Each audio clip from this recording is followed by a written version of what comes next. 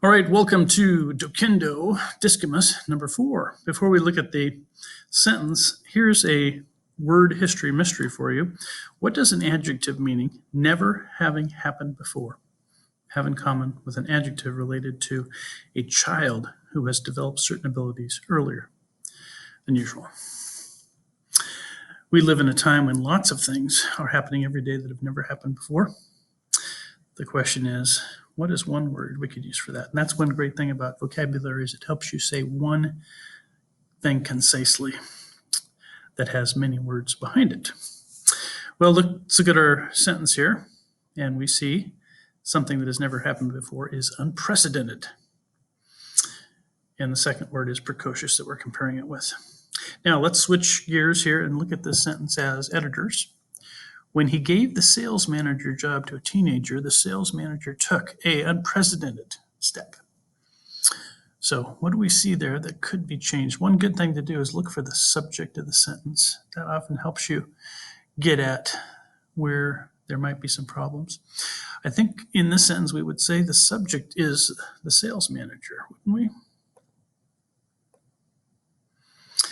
And the he refers to the sales manager. That's called, we have a pronoun and its antecedent is the sales manager. I think that's pretty clear.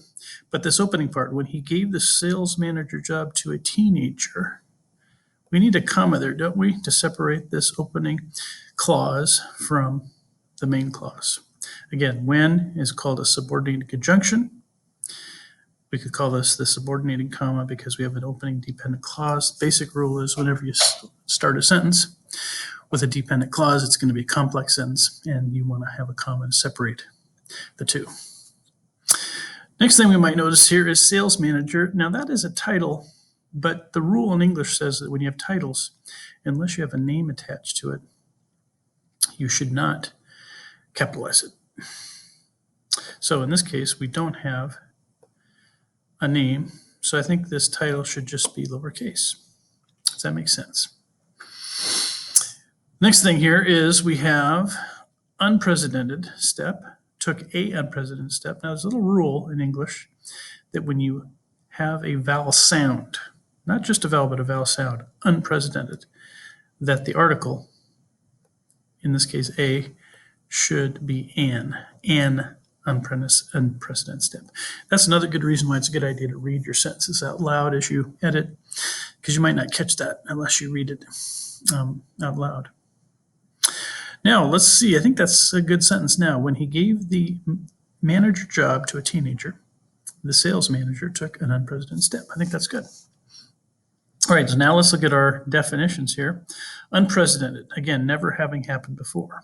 Something that is precedented means it has happened before. Unprecedented means it has never happened before. Precocious is an adjective meaning having developed certain abilities at an earlier age than usual. So a child who can do things that are seen as more adult skills would be precocious. That is a word that actually comes, I think, from the etymology of fruit that is prematurely ripened. So precocious refers to something that is right before its time.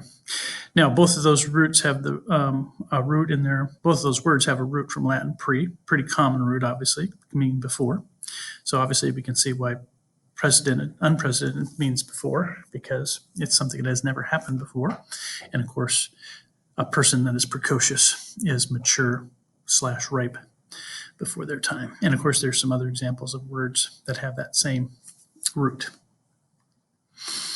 All right, now looking at the complete sentence, when he gave the sales manager job to teenager, comma, the sales manager, it looks like we got everything there. Again, ask yourself, do I understand why I did what I did in that sentence? Could I turn to somebody now and show them the original sentence and then to walk them through? That's really the key, is think about, do I understand not just what is there, but why those things are there? Okay, that's it for Docendo. We should also be looking at our cards. For example, one good way of looking at these cards, going back to Docendo number 2, could you tell me the difference between empathetic and apathetic? Now, if you know the roots of those two words, you know that they both have to do with feelings. And so you look at those words and you ask yourself, can I remember that? Now, if you can't remember the difference, obviously the good news is you should have the definitions on the back. Apathetic, without feeling, and empathetic, being able to share in a sense or understand the feelings of somebody else. So, for example, today's words, precocious and unprecedented, you look at those two words and you say, could I tell the difference between those two words? They obviously have something in common, but obviously something distinctly different. So that's another way, in addition to just writing down the words, is asking yourself the difference. Another good way to study those words. All right, I'll see you next time for number 5.